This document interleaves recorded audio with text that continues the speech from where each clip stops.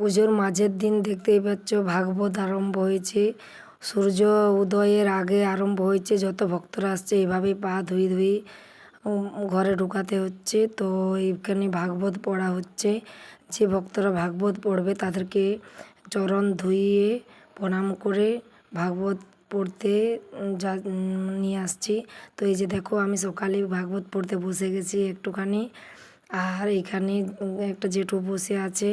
তো আমি ভাবলাম কি পারবো, তাই একটু বসে গেলাম পড়তে।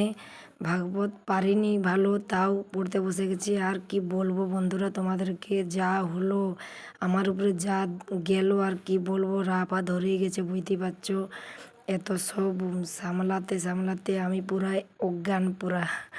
তো এইখানে দেখছো যে 7টা সরার ভোগ দেয়া হবে, তাই এখানে ভোগ নিবেদন করা হবে। এই যে সরা এধারে আছে, আর এখানে হচ্ছে অনেক 2-3টা জেঠিমা হচ্ছে ভোগ মানে ফল টল কাটাকুটি করছে। আর এটা আমাদের গোসাই দাদু এই যে মহাপ্রভুর প্রসাদ রেডি করছে। আর ওই দাদুটা খুব ভালো, কি বলবো আর বন্ধুরা, দাদুটা এত ভালো না কি বলবো।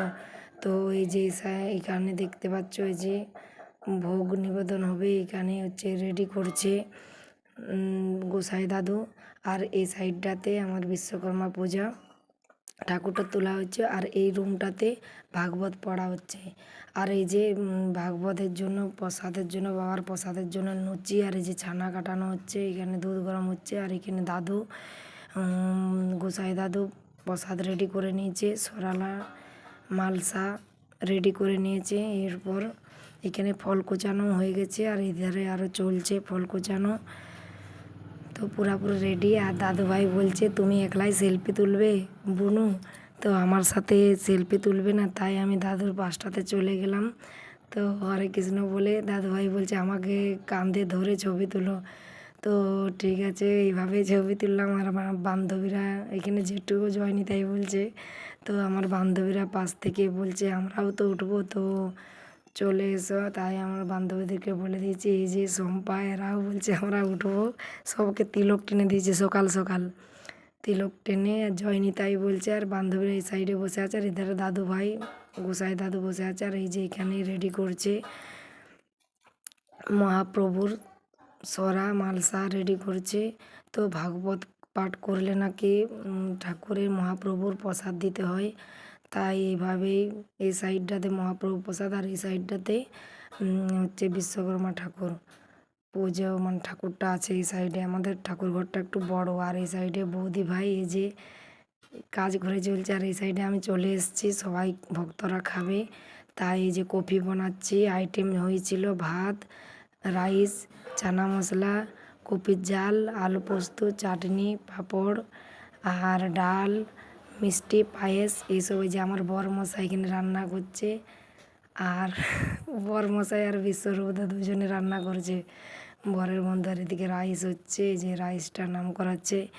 তো ভাবলাম যে সব কিছু একটু একটু দেখিয়ে দিচ্ছি। বরমশাই উপাস দিয়ে আছে, তারপরেও রান্না করছে। আর এই সাইডে তো রাইসটা ছাকছে। আর দাদু মানে গোসাই দাদু এই সাইডে হচ্ছে পুজো উঠে তার একটু সারছে পুজোর শেষের মুখে। এরপর চলো সব ভক্তদেরকে খাওয়া দাওয়া করবে।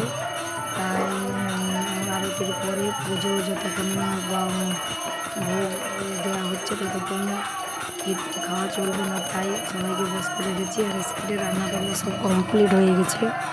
তো এরপর এই সাইডে জেঠু খুব ভালো কীর্তন করে প্রচুর। আর এই সাইডে বসে গেছে, সব পুজো শেষ হয়ে গেছে। এরপরে যে আমি মিষ্টি দিচ্ছি, আমার বান্ধবীটা বলছে।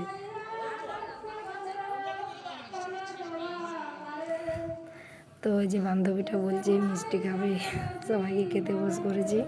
তো আমি একটু ব্যস্তর মধ্যেই আছি, আমি ভালো করে এই টাইমটায় ভিডিও করতে পারিনি। তো আমার ভিডিও এখানেই শেষ হলো। তো কেমন লাগলো বন্ধুরা বলবে, হয়তো ভালো হয়নি, তাও বলবো যদি ভালো লেগে থাকে তাহলে লাইক কমেন্ট শেয়ার করে রাখো। আর সবাই চলে এসো, টাটা বাই।